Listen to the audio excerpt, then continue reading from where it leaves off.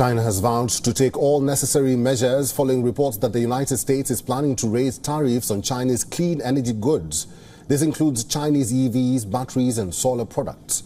President Joe Biden announced new tariffs on several Chinese imports, including a dramatic increase on electric vehicles. Tariffs on Chinese EVs will rise to 100%, quadrupling the current 25% rate.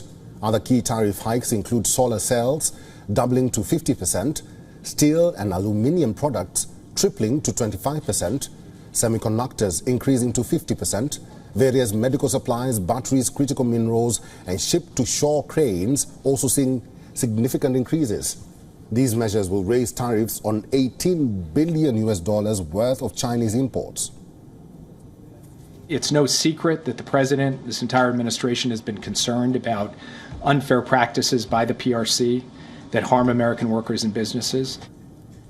The tariff rate on EVs is set to quadruple to 100% this year, while the one for semiconductors will surge from 25 to 50% by next year.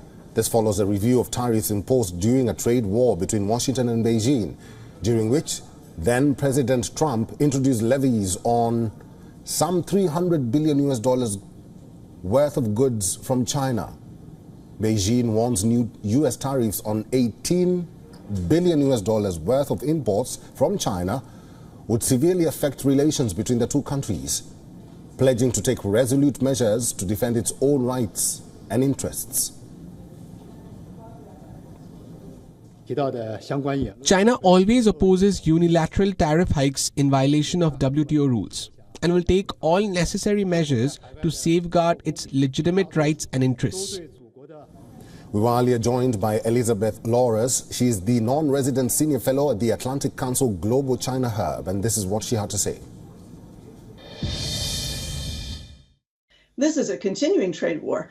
We know that President Trump imposed pretty hefty tariff duties and other restrictions on Chinese imports, claiming that for many, many years, China had treated U.S. businesses unfairly, as well as put import restrictions and, required technology transfers for U.S. companies operating in China.